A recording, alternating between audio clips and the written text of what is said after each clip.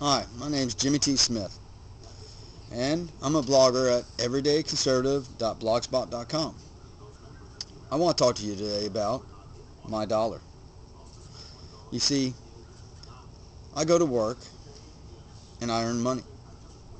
I earn dollars, and those dollars are mine.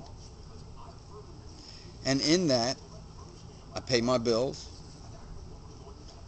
I buy food or other needs, I put a little away in savings, and sometimes I even buy a little something nice for me and the family.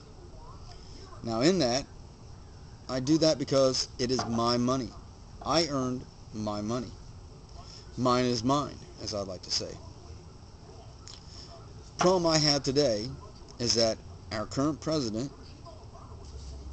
has started to spend more and more of our money. So much so that he's had to go in debt, trillions of dollars, and is now pushing a health care bill that will put us even further in debt. Well, that brings up the question, Mr. President, if I go to work to make money, to provide for my family and build for my future, how much of mine is mine? Now I understand I have to pay taxes. We have roads I drive on. We have a police force that protects us. We have a military that defends our nation. We also have other programs that are needed. Heck, I've even had to use one before. But in that, I have paid my taxes. I have worked very hard. But there are programs that are just of no use. They're just simply entitlements, giveaways, political payback, pandering to those who would vote for you. Why are you taking my money and giving it to those people? Medicare fraud, Social Security fraud, free money to the illegal immigrants who aren't even supposed to be here but go and use our hospitals. How much of mine is mine? When I earn that money, I earn a paycheck that has Medicare, Social Security, FICA taken out. So what would be, say, as an example of a $2,000 paycheck isn't $2,000. It's my money. But you take it. And Mr. President, I understand, once again, you are the president. Congratulations for winning. But Mr. President, we're taxed enough already. That's why the Tea Party movement started. Because we are taxed enough already. You see, there's a groundswell of conservative individuals, like myself, who are now stopping and thinking to themselves, mine is mine. Why is the government taking my money? Mine is mine. Why should I work long, hard hours for the government to take from me and give to others? Mine is mine. And you say, well, it's just dollars and these are needed programs. They're my dollars. And a lot of these programs are a waste. They have studies on mice. Hell, there's even a study on girls, either high school or college freshmen, and their sex life. Let me tell you, you don't need to fund a study for that. All you need to do is listen into the girl's bathroom, listen into the boy's locker room. You'll learn everything you ever want to know about the sex life of freshman girls. There, I just saved you billions of dollars. Next is healthcare program. Well, how come you claim that it's to level the playing field? Well, how can that be to level the playing field if you're not bringing those other people up, you're simply bringing us down? They are still down.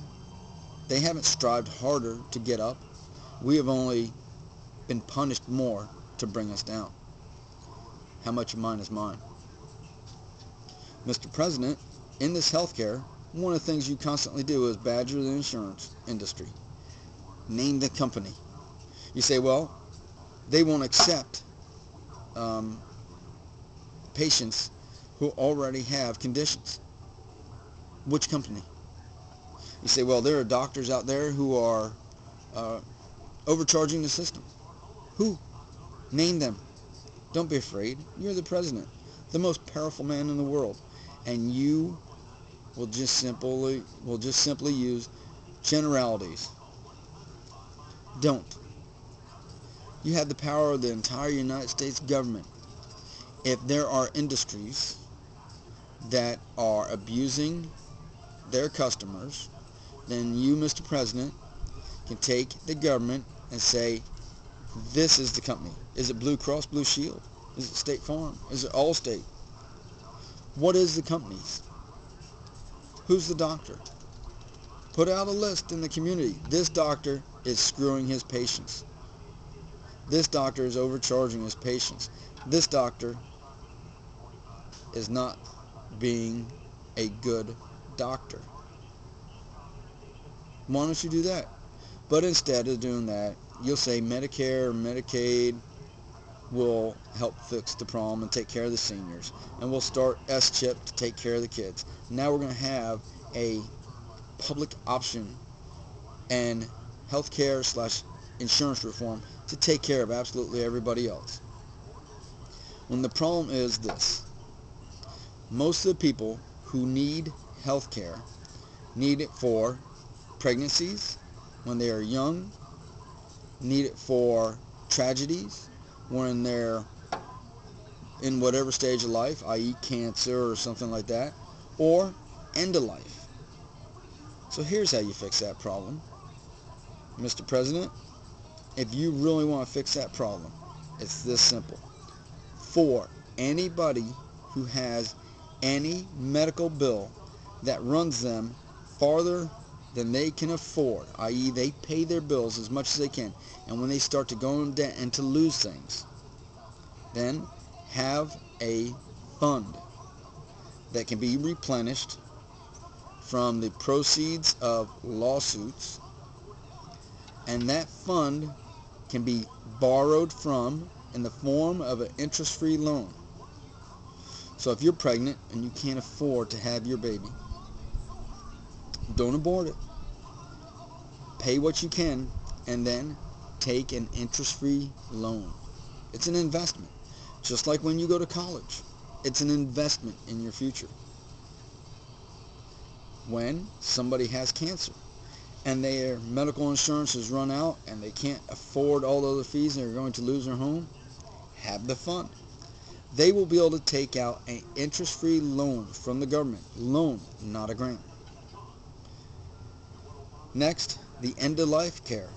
Hospice and stuff like that does a great job, but it's expensive.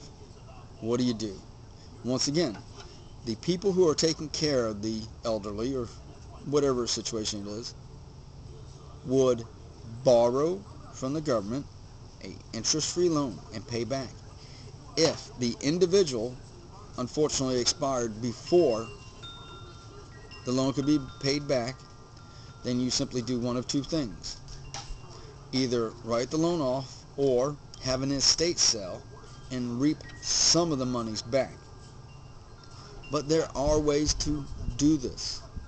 You can't just say, well, the government's going to take over 1/6 of the economy and we're going to fix it all. The government hasn't fixed Amtrak. The government hasn't fixed the postal system. The government hasn't fixed anything. Whenever the Corps of Engineers goes out to fix a river, other areas flood. And that's what's going to happen here. You're going to attempt to fix this problem, and something else because of this is going to be worse. Just like the HMOs. HMOs were the answers for the government at one point. We're going to have HMOs, and everybody's going to be better taken care of. It didn't work. Okay, Mr. President, I want you to understand. I understand that we in our community should help our own people. But, Mr. President, mine is mine. Don't take from me to reward somebody else. If somebody else is not able to manage their life, I should not be punished. My family should not be punished. Mr. President, if you think I should pay higher fees for my insurance because I work hard and have good insurance, then you come here to my house and you tell my family that mine isn't mine, that my long hours away from my family is to pay for other people. Mr. President, mine is mine. And when you start to understand that we, the conservatives of the Tea Party movement, believe that mine is mine more than anything else, mine is mine. When you find this, when you learn this, you will understand why so many people in the Tea Party movement are now speaking out against you.